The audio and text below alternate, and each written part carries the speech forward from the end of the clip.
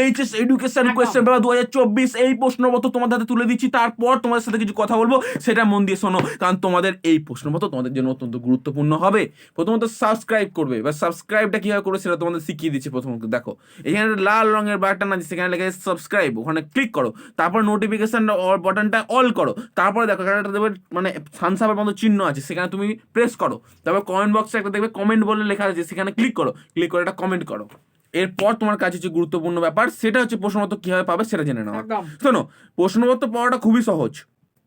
আমরা যেভাবে প্রশ্নপত্র প্রোভাইড করি, প্রশ্নপত্র পাওয়াটা খুবই সহজ, কিন্তু ভিডিওটা তোমার ধৈর্য সহকারে দেখতে পারো না, এটি সব থেকে বড় তোমাদের দোষ। সেই কারণে তোমার প্রশ্নপত্র পাও না। আর আমাদের কমেন্ট বক্সে লেখো দাদা পাসওয়ার্ড কই, দাদা পিডিএফ কই, দাদা প্রশ্নপত্র কোথায় পাচ্ছি সেটা।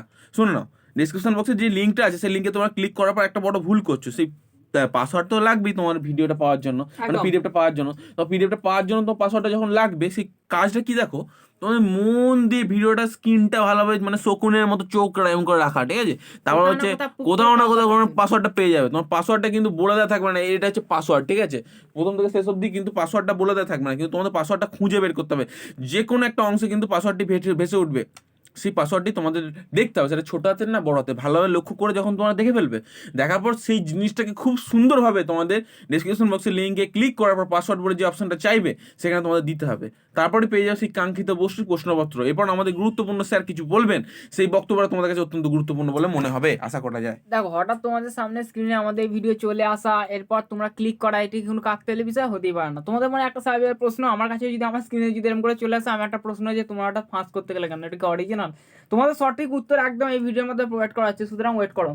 দেখো, ভালো করে একটা জিনিস লক্ষ্য করো। দেখো, একটাই কথা বলবো, যে তোমাদের আমি একটা জাস্ট কথা বলছি যে সত্য অসত্যের ভেদ কি, অর্থাৎ যে আমরা এই কাজটা কেন করলাম। দেখো, অনেকে ভাববে যে আমি আমি কেন অসৎভাবে পরীক্ষা দেবো। তোমাদের একটা প্রশ্ন খচখচ করছে, দুটো প্রশ্ন, একটা প্রশ্নের উত্তরে দুটো প্রশ্ন দিয়ে দিচ্ছি। দেখো, প্রথমত একটা ঋষি ছিল, হ্যাঁ, সেই ঋষিটা সবসময় সত্য কথা বলার পণ নিয়েছে, একদম সত্য কথা বলে সবসময়। এবার কি হয়েছে, তার আশ্রমে হঠাৎ করে কয়েকজন লোক এসছে, হ্যাঁ, এসে বলছে যে হে ঋষি, আমাদের আশ্রয় দিন, কারণ আমাদের পেছনে অনেক ডাকাত পড়েছে, আমাদের সম্পত্তি সব নিয়ে নেবে। এই বলে ঋষির কুটিরে সব ঢুকে যায়। তো এরপরে যথারীতি কি হয় না, কিছুক্ষণ পরে ডাকাতের দল ঋষিকে বলে যে হে ঋষি, বলুন কোথায় আছে সব লোকগুলো, আপনি কি জানেন? তখন ঋষি সত্য কথা বলার পর নিয়েছে, যেহেতু বলে যে কুটিরে আছে বলে, এবার ডাকাতগুলো কুটির ভেতরে ঢুকে সব মেরে দেয়, হয়ে গেল।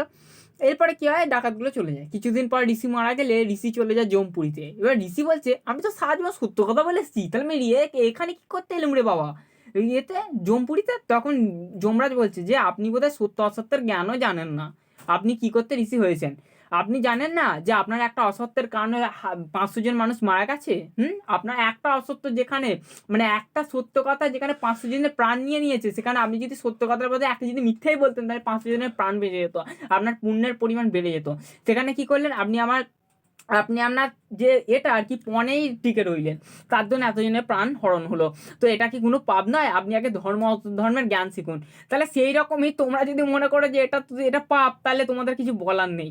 সুতরাং কোনখানে কোন ধর্ম পালন করতে হয় ভালো করে দেখো। তোমাদের যে জায়গা জরুরি, যেখানে 10 জনের ভালো হবে, ঠিক আছে, ধরো এই প্রশ্নপত্র পেয়ে অনেক গরিব ছাত্রছাত্রী উপকৃত হবে পশ্চিমবঙ্গের, তো হোক না, তো দেখি পরীক্ষা দেবে, তো কি হবে, অন্তত তাদের সেই পাড়ার কাকিমাদের খ্যাঁ শুনতে হবে না। হ্যাঁ, পাড়ার কাকিমাকে নিয়ে একটা কথা বলা উচিত অবশ্যই। শুনুন, এই যে সমস্ত পাড়ার কাকিমারা ভিডিও দেখছেন, অসংখ্য ধন্যবাদ। আপনাদের জন্য এই গুরুত্বপূর্ণ ভিডিওটা তৈরি করেছি আমরা, কারণ আপনাদের বলার আর অপশন রাখবো না। কারণ হচ্ছে আপনারা যদি কাউকে কোনো স্টুডেন্টকে যাতে অপমান করতে না পারেন।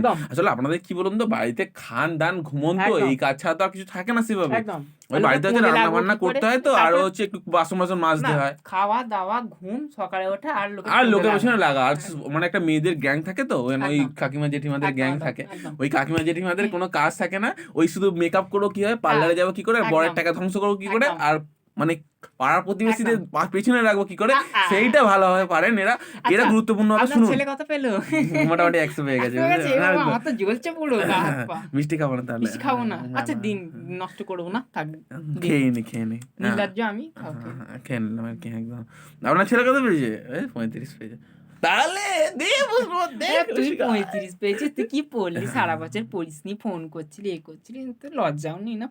35 পেয়ে আমি তো, আমার ছেলে হলে তো আমি বললাম গলার যাও হাঁড়ি কলসিটা নিয়ে যাও। হাড়ি কাছে জুতলো না? না, ঠিক আছে, এইসব নোংরামি চলে। এই জন্যই প্রশ্নপত্র তোমাদের তুলে দিলাম। এবার তোমরা পরীক্ষা দাও আর হচ্ছে ঝামা ঘষে দিয়ে আসছো, মিষ্টির হাঁড়িটা তার বাড়িতে দিয়ে আসবে। একদম। আর ধন্যবাদ, ভুল করে চলো শেয়ার যেন না করে, একদম করলেও কোনো যা আসে না। যা। আসি, হ্যাঁ, পরের ভিডিও দেখা হবে, সুস্থ থাকো, ভালো থাকো।